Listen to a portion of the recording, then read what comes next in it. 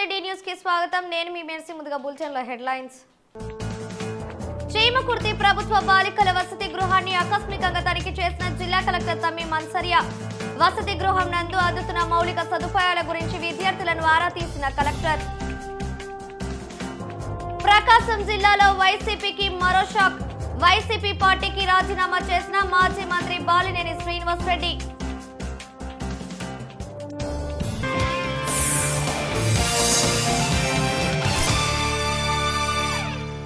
ఇక వివరాలకు వెళితే చీమకుర్తి ప్రభుత్వ బాలికల వసతి గృహాన్ని జిల్లా కలెక్టర్ తమ్మీం అన్సరియా ఆకస్మిక తనిఖీ చేశారు. ఈ సందర్భంగా వసతి గృహం నందు విద్యార్థులకు అందుతున్న ఆహార పట్టికతో పాటు హాజరు పట్టిని పరిశీలించారు. వసతి గృహం నందు మౌలిక సదుపాయాలను గురించి ఆరా తీసిన ఆమె విద్యార్థులకు ప్రభుత్వం సూచించిన భోజన మెనూను తప్పక అందించాలని సూచించారు. విద్యార్థుల పట్ల నిరంతరం దృష్టి సారించడంతో పాటు వారికి రక్షణ కల్పించాలని కోరారు. ఈ కార్యక్రమంలో వసతి గృహ పర్యవేక్షణ అధికారులతో పాటు సిబ్బంది ఉన్నారు.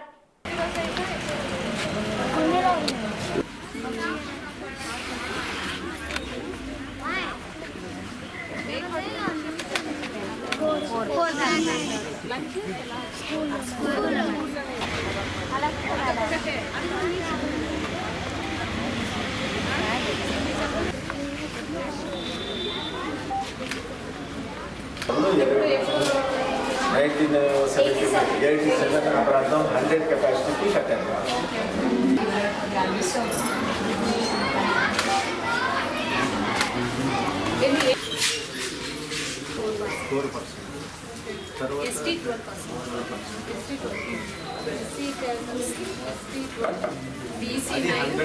ఇది మన కాంపౌండ్ వాళ్ళు ఇవన్నీ పడగొట్టి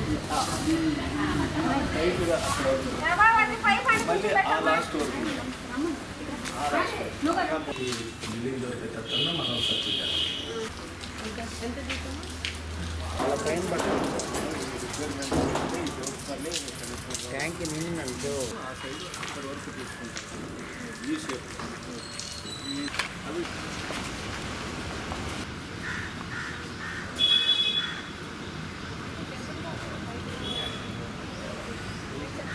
ప్రకాశం జిల్లాలో వైఎస్ఆర్ కాంగ్రెస్ పార్టీకి మరో గట్టి దెబ్బ తగిలింది.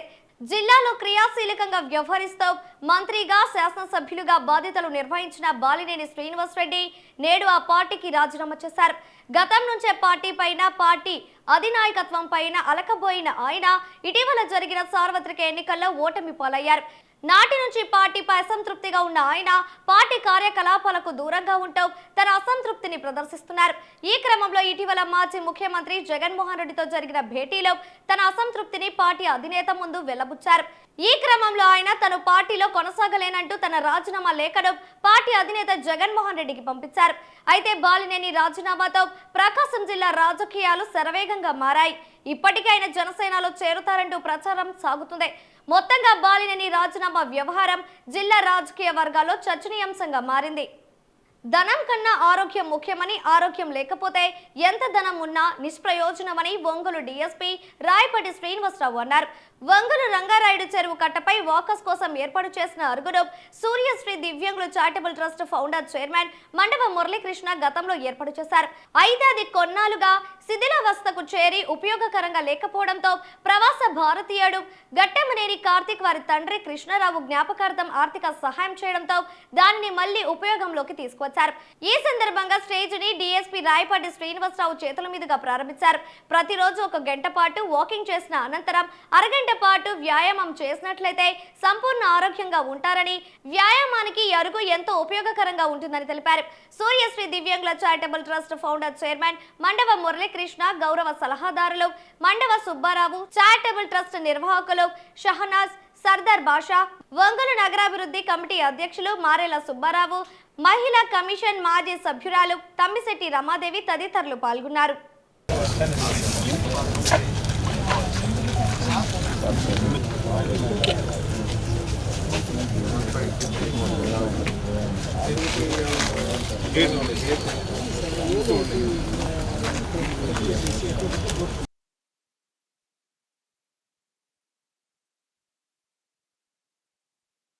మన రంగారెడ్డి చెరువు వాకింగ్ ట్రాక్ మీద మన సూర్యశ్రీ దివ్యాంగుల charitable trust founder Mandava Muralikrishna గారి ఆధ్వర్యంలో మన ప్రవాస భారతీయులు ఘట్టమనేని కార్తిక్ గారు వారి యొక్క తండ్రి కృష్ణారావు గారి జ్ఞాపకార్థం ఈ వ్యాయామ వేదికని ఆధునీకరించడం జరిగింది. ఈ వ్యాయామ వేదికని గతంలో కూడా మన మురళీకృష్ణ గారు 5 సంవత్సరాల క్రితం దాన్ని బాగు చేయించున్నారు. అది కొంచెం రిపేర్లు రావటం వలన దాన్ని ప్రవాస భారతీయుల సహకారంతో మన ట్రస్ట్ సెక్రటరీ సర్దార్ భాష వాళ్ళని సంప్రదించి దానిని బాగా గ్రానైట్ తోటి అందరికీ అనుకూలంగా ఎక్సర్సైజులు చేసుకున్నటువంటి దానికి వీలుగా దీన్ని అభివృద్ధి చేయడం జరిగింది. దీనిని కట్ట మీద వాకింగ్ చేసేటువంటి వాళ్ళు ఉదయం సాయంత్రం ప్రతి ఒక్కరూ దీన్ని ఉపయోగించుకుంటారని చెప్పని కోరుకుంటాం. ఆరోగ్యమే మహాభాగ్యం అని చెప్పేసి, ఆరోగ్యం బాగా ఉంటే కనుక ఇంకా మనకు సంపద ఉన్నా లేకపోయినా కూడా అదే పెద్ద సంపదగా మనం ఇప్పటి వరకు భావిస్తూ వచ్చాం. అలాంటి ఆరోగ్యం మనం కాపాడుకోవాలి అని అంటే డాక్టర్స్ చెప్పే విధంగా ఉదయం మనకు కనీసం ఒక అర్ధగంట నుంచి 40 నిమిషాలన్నా వాకింగ్ చేస్తే బాగుంటుందని చెప్పేసి ఆరోగ్యంగా ఉంటారని. అదే ఇంకా కొంతమంది ఏం చెప్తారు అని అంటే మనం వాకింగ్ 4 కిలోమీటర్లు 5 కిలోమీటర్లు తిరిగిన తర్వాత బాడీ కంప్లీట్గా వార్మప్ అవుతుంది. వార్మప్ అయిపోయిన తర్వాత బాడీ ఫ్లెక్సిబుల్గా ఉండాలి అని అంటే కాసేపు అదే వార్మింగ్ మీద ఎక్సర్సైజెస్ ఏదైనా చేసినట్లయితే కనుక బాడీలో కూడాను మనకు బాగా ఫ్లెక్సిబిలిటీ ఉంటుందని చెప్పేసి డాక్టర్స్ చెప్తారు. అలాగా ఆ ఫ్లెక్సిబిలిటీ రావాలి అంటే వాకింగ్ చేసిన తర్వాత మనకు వేరే సౌకర్యం ఉన్నట్టు లేదు ఇది ట్రాక్ మీద.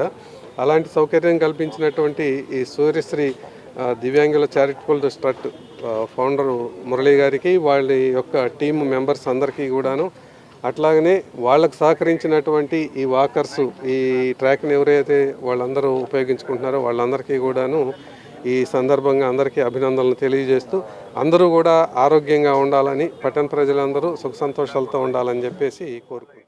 సూర్యశ్రీ దివ్యాంగ చారిటబుల్ ట్రస్ట్ తరఫున మన రంగారెడ్డి చెరువు మీద ఘట్టమనేని కృష్ణారావు గారి జ్ఞాపకార్థం వాళ్ళ కుమారుడు ఘట్టమనేని కార్తీక్ మనకి దీని రెన్యువేషన్కి సహాయం చేస్తున్నాడు.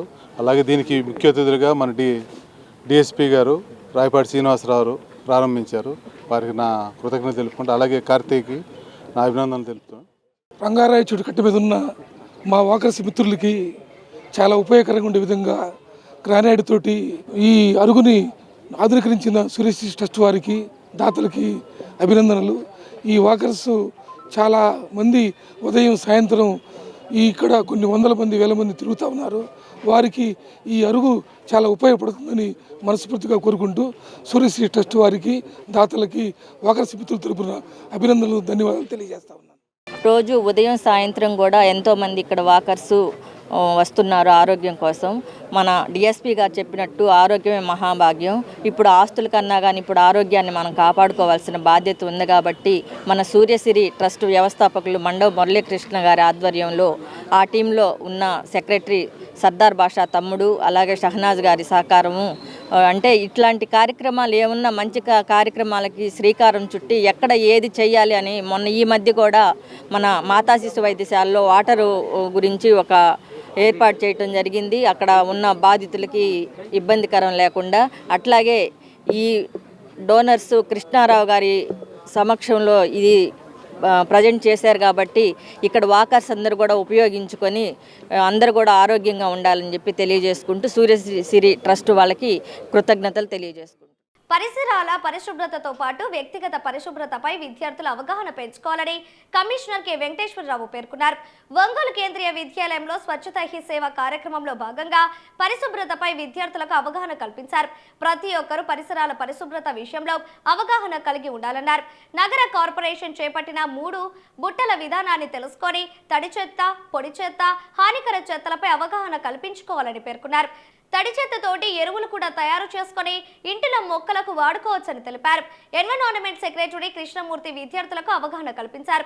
Corporator Edara Chinnari, sanitary supervisor N Pichchaiah, DE Padmaja, health officer Manohar Reddy, sanitary secretary Venkata Subbaiah తదితరులు పాల్గొన్నారు.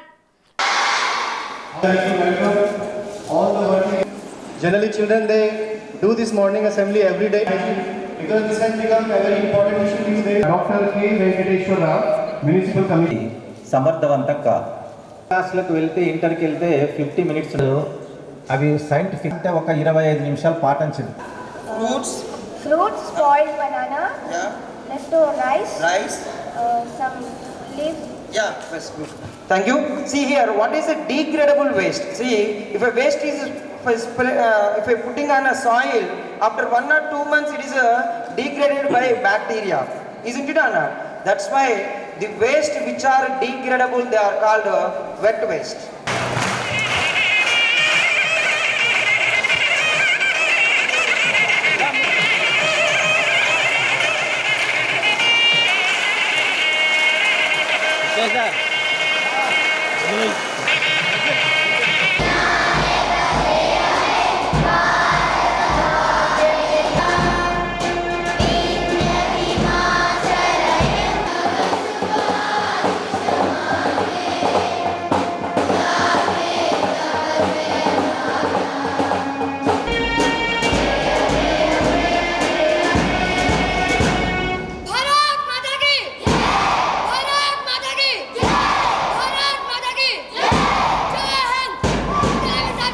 స్వభావ స్వచ్ఛత, సంస్కార స్వచ్ఛత అంటే మన స్వభావంలో స్వచ్ఛత ఉండాలి, అలాగే మన యొక్క విలువల్లో కూడా స్వచ్ఛత ఉండాలి అనేటువంటి ఒక నినాదంతో మరి మనకు 2017 నుంచి ఈ కార్యక్రమాలు కూడా కేంద్ర రాష్ట్ర ప్రభుత్వాలు నిర్వహిస్తున్నాయి.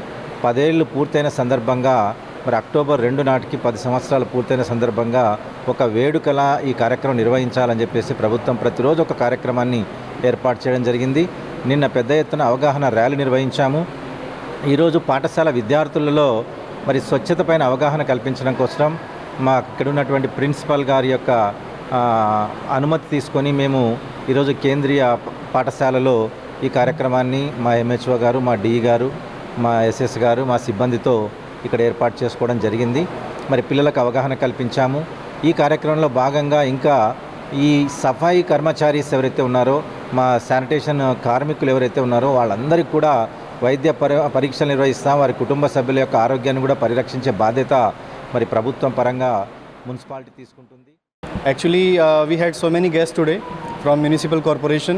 We are really honored to have them here, and definitely it is going to spread awareness among the children because it should be in their habit. Cleanliness and personal hygiene, that is a most required thing in one's life. And our Honorable Prime Minister, sir, he has had the vision of a developed India. So this kind of things only going to take India ahead. September 16వ తారీఖు నుంచి October 1వ తారీఖు వరకు, October 1, 2 Gandhi జయంతి వరకు ఈ కార్యక్రమాన్ని దేశవ్యాప్తంగా విస్తృతంగా ప్రజల్లోకి తీసుకుని వెళ్ళి, అదేవిధంగా ముఖ్యంగా పిల్లలు మీ అందరినీ కూడా ఈ కార్యక్రమం ఉద్దేశాలు తెలియజేసి మరి మన భారతదేశాన్ని శానిటేషన్ కానీ అదేవిధంగా ప్రకృతి పరంగా కూడా మనం చాలా ఇబ్బందులు జరుగుతూ ఉన్నాయి. ముఖ్యంగా మనందరం కూడా చూసుకుంటే ఎక్కడికక్కడ అడవులు నరికేయటం కానీ, అదేవిధంగా చెట్లుని తీసేయటం కానీ, నాటే మొక్కలేమో తక్కువైపోతున్నాయి, కొట్టే మొక్కలేమో ఎక్కువైపోతున్నాయి. అందువల్ల ఈ పర్యావరణ సమతుల్యత అనేది దెబ్బతింటుందని మనందరికీ కూడా తెలుసు. ఉదాహరణకి యాక్చువల్గా ఈ సీజన్లో మనకి ఎక్కువగా వర్షాలు రావాలి, కానీ సమ్మర్ ఉన్నట్టు ఉంటుంది. ఒకరోజు సమ్మర్ ఉంటుంది, ఒకరోజు వర్షం పడుతుంది. ప్రకృతిలో కూడా క్లైమేట్లో కూడా మానవుడు చేసే హాని వల్ల అనేక విపత్తులు జరుగుతూ ఉన్నాయి, ముఖ్యంగా మానవుడు చేసే.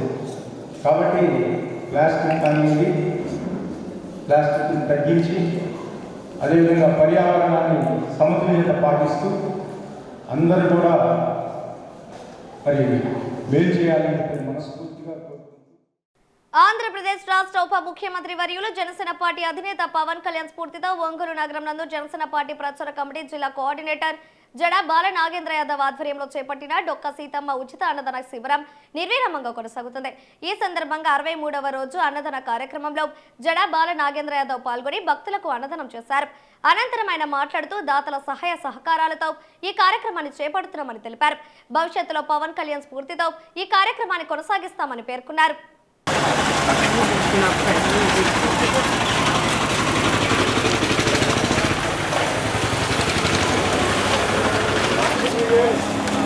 అటెళ్ళండి, మట్టి నుంచి వెళ్ళండి, ఎదురు రాబాక.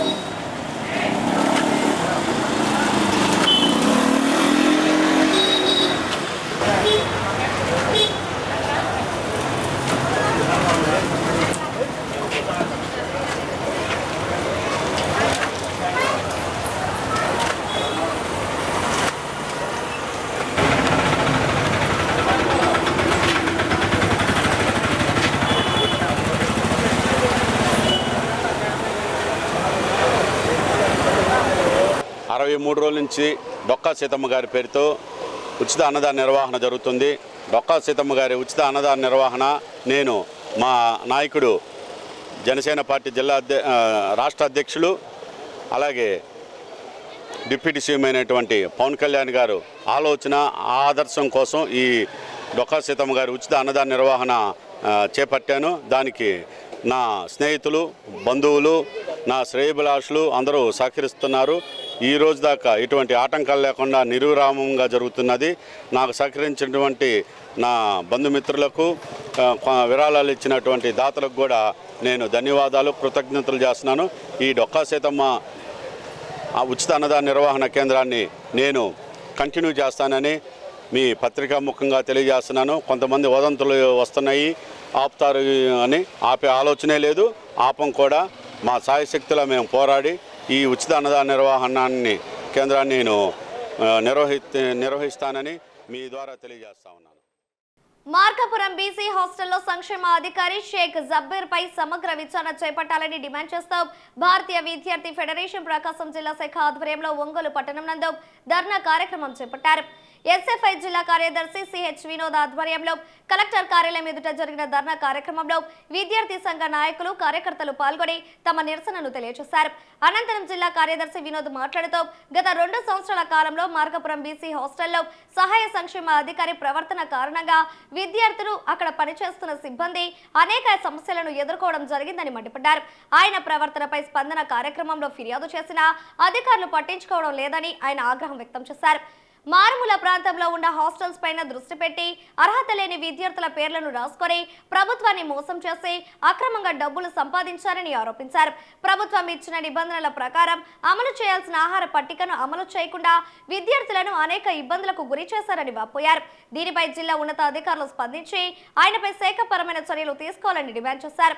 ఈ కార్యక్రమంలో నగర కార్యదర్శి వీరస్వామి, విజయ్తో పాటు ఎస్ఎఫ్ఐ నాయకులు పాల్గొన్నారు.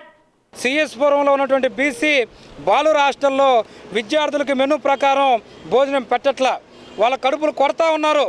ఆ విషయాన్ని జిల్లాధికారుల దృష్టికి తీసుకెళ్తే ఆయన పరిశీలన చేయమని చెప్పి ఆయన్ని అధికారిగా ప్రకటిస్తే అక్కడికి పోయి సంబంధం లేని విద్యార్థులను అక్కడ కూర్చోబెట్టి నేను పరిశీలన చేశాను, ఇక్కడంతా బాగానే ఉంది, అంతా ఎటువంటి ఇబ్బందులు లేవని చెప్పేసి పైకి నివేదికలు పంపిస్తూ ఉన్నాడు.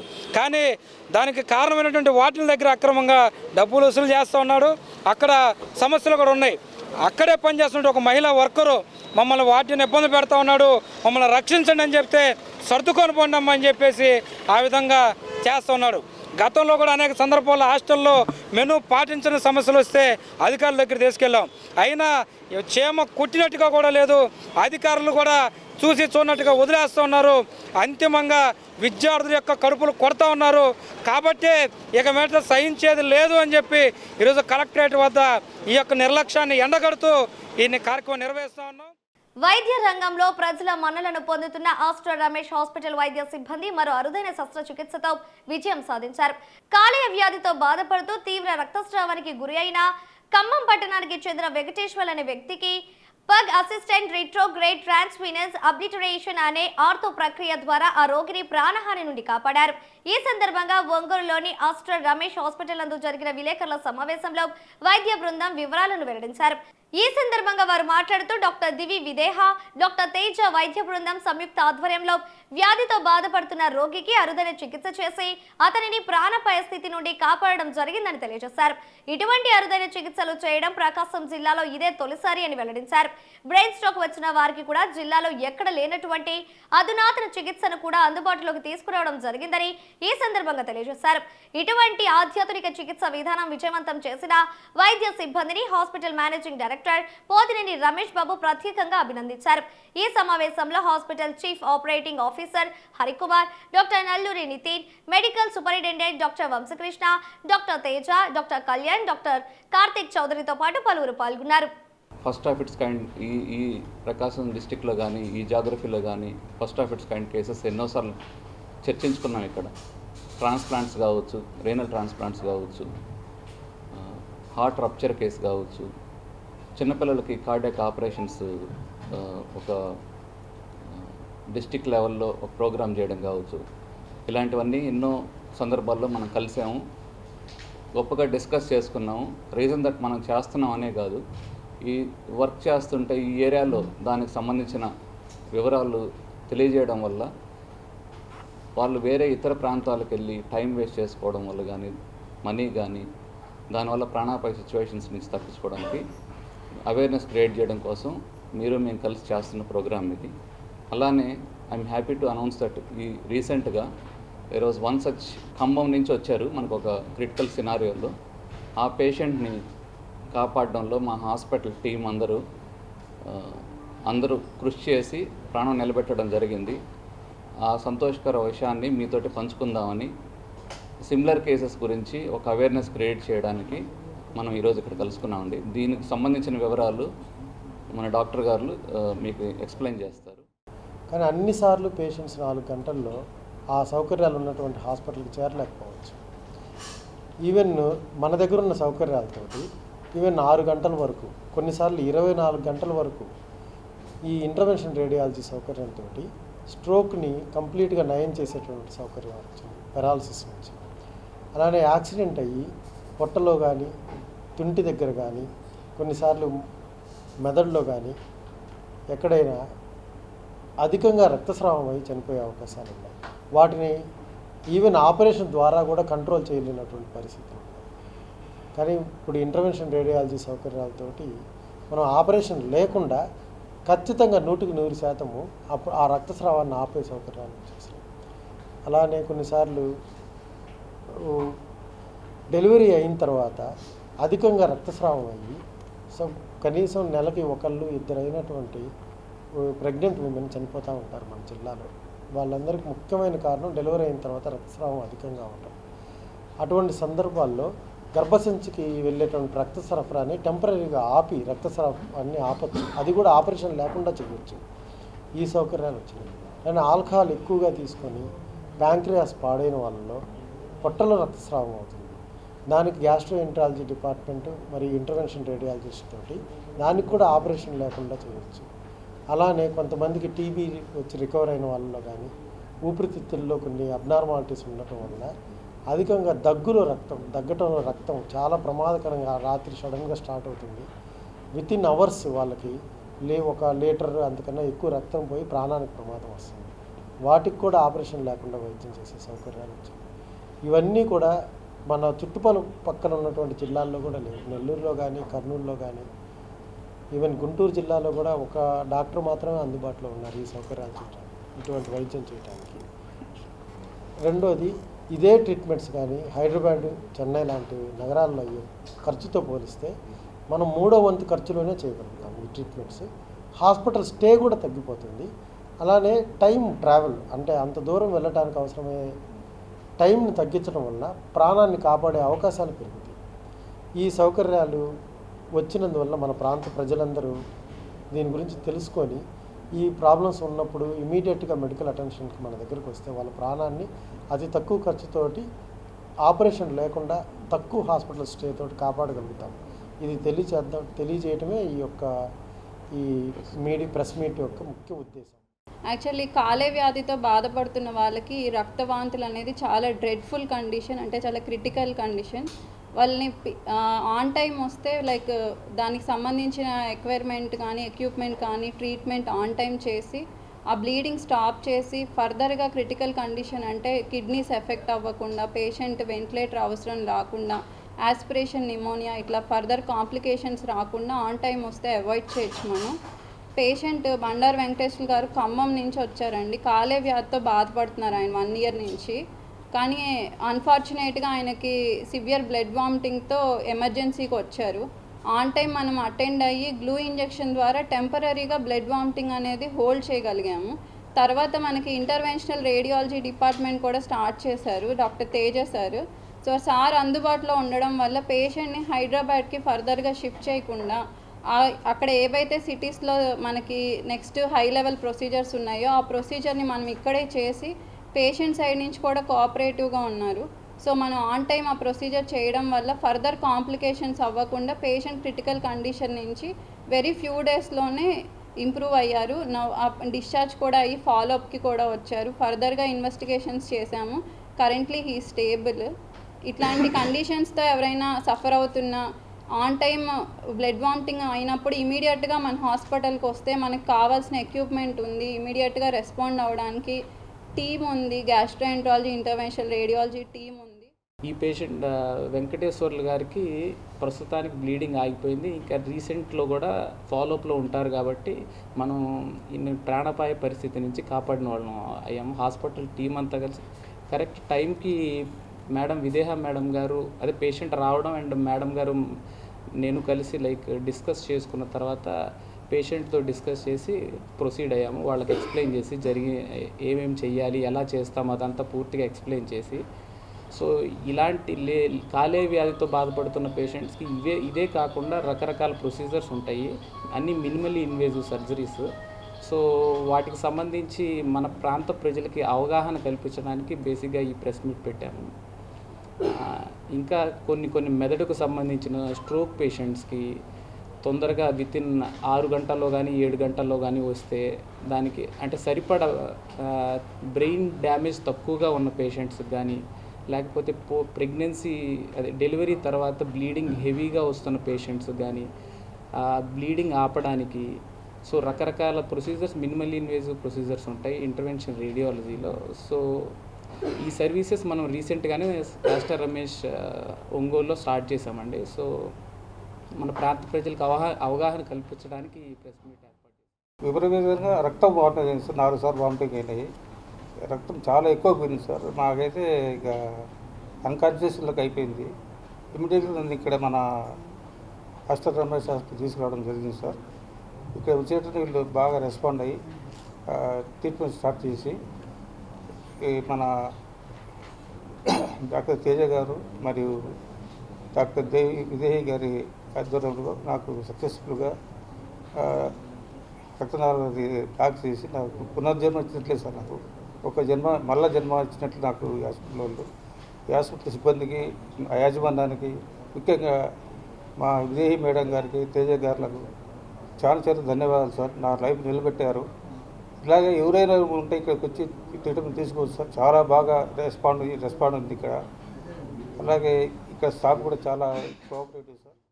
ఒంగోలు నగరంలోని గాంధీ రోడ్లో గల భీమరాజు వారి వీధి నందు కొలువు తీరి ఉన్న శ్రీ వరసిద్ధి వినాయక స్వామి వారి నవరాత్రి వార్షికోత్సవ వేడుకలు అంగరంగ వైభవంగా కొనసాగుతున్నాయి. ఉత్సవాల్లో భాగంగా 13వ రోజు స్వామివారికి విశేష పూజ కార్యక్రమాలను చేపట్టారు. ఇందులో భాగంగా మహిళలచే లలిత సహస్రనామ పారాయణం గావించారు. అనంతరం బాలభక్త సమాజం ఆధ్వర్యంలో అన్నదాన కార్యక్రమం నిర్వహించారు. ఈ సందర్భంగా నిర్వాహకులు శ్రీనివాసరావు మాట్లాడుతూ ఒంగోలు గాంధీ రోడ్లోని భీమరాజు వారి వీధి నందు గత 11 సంవత్సరాలుగా వరసిద్ధి వినాయక స్వామి వారి ఉత్సవాలను కనుల పండుగగా నిర్వహిస్తున్నామని తెలిపారు. అందులో భాగంగా ఈ ఏడాది 16 రోజుల పాటు స్వామివారి ఉత్సవాలను నిర్వహించడం జరుగుతుందని తెలియజేశారు. వేడుకల్లో భాగంగా 22వ తేదీ ఆదివారం ఉదయం స్వామివారి లడ్డు వేలంపాటు కార్యక్రమంతో పాటు స్వామివారి నిమజ్జన కార్యక్రమం జరుగుతుందని పేర్కొన్నారు. స్వామివారి కార్యక్రమాలలో భక్తులు విశేషంగా పాల్గొని కార్యక్రమాలను విజయవంతం చేయాలని కోరారు. ఈ కార్యక్రమంలో కమిటీ సభ్యులు పులవర్తి అజయ్ బాబు, పవన్, ఈశ్వరరావు, నాగరాజు, హరికృష్ణ, సాయివర్ధన్, విష్ణువర్ధన్, వంశీ, సుదర్శన్ రావుతో పాటు పలువురు పాల్గొన్నారు.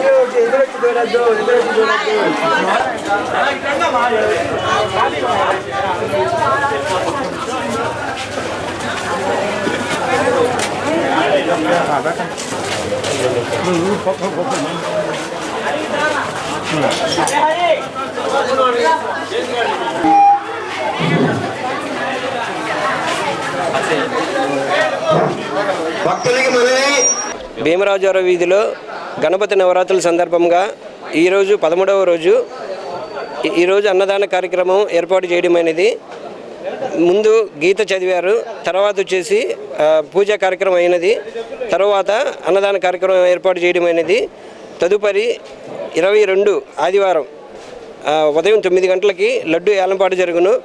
తరువాత 12 గంటలకి స్వామివారు నిమజ్జన కార్యక్రమానికి బయలుదేరతారు. కావున 50 మంది భక్తులు విచ్చేసి కార్యక్రమాన్ని జయప్రదం చేయవలసిందిగా కోరుచున్నాము. రాజువారి వీధిలో చేసి ఉన్న శ్రీ మహావరసిద్ధి వినాయక స్వామి 11వ సంవత్సరం నవరాత్రులు బాలభక్త బృందం వారు ఫస్ట్ చిన్న 2 అడుగుల బొమ్మతో స్టార్ట్ చేసి ఈ రోజున 15 అడుగుల విగ్రహాన్ని తయారు చేయించి జరిపిస్తున్నారు కార్యక్రమాలు. వీళ్ళు బాలభక్త బృందాన్ని స్పెషల్గా నేను మెచ్చుకుంటున్నాను. ఎంతో భక్తి శ్రద్ధలతో జరుపుతూ ఈరోజు ఇంతగా పేరు వచ్చిందంటే ఎక్కడెక్కడి నుంచో వచ్చి ఉభయాలు ఇస్తున్నారు. మొన్న కోయంబత్తూరు నుంచి వచ్చి, చెన్నై నుంచి వాళ్ళు వచ్చి ఇక్కడ మొక్కుని వాళ్ళు స్పెషల్గా ఉభయం ఇచ్చి వెళ్ళినారు. అలాగే కొంతమంది ఎన్ని మొక్కున్నా వాళ్ళకి నెరవేరుతున్నాయి. కొంతమంది మేమే విగ్రహాన్ని ఇస్తామని చెప్పి పోటీపడి మరి ఒక 3 సంవత్సరాల నుంచి స్పాన్సర్స్ వాళ్ళే పోటీగా వస్తున్నారు. ఈరోజు లడ్డుపాటం వేలంపాట కూడా 10,000తో స్టార్ట్ అయ్యి పోయిన సంవత్సరం 1,50,000 రూపాయలు పలికింది. ఈసారి అంతకంటే ఎక్కువ పలికాలని కోరుకుంటున్నాము. ఆ పలికిన డబ్బులు కూడా స్వామివారి ఉత్సవాలకి కార్యక్రమాలకి ఉపయోగపడతాయి. పిల్లలందరినీ ఈ సమక్షంలో అభినందిస్తున్నాను. ఈరోజు 25వ డివిజన్లో భీమరాజు వారి వీధిలో ఈ వరసిద్ధి వినాయక కమిటీ కుర్రోళ్ళు దాదాపు 11 సంవత్సరాల నుంచి దిగ్విజయంగా చేస్తున్నారు. రానున్న సంవత్సరాల్లో ఇంకా బాగా చేయాలని కోరుకుంటున్నాం. ఇవి బులెటిన్లోని విశేషాలు. తిరిగి మరో బులెటిన్లో కలుద్దాం. అప్పటి వరకు keep watching D news Ongole.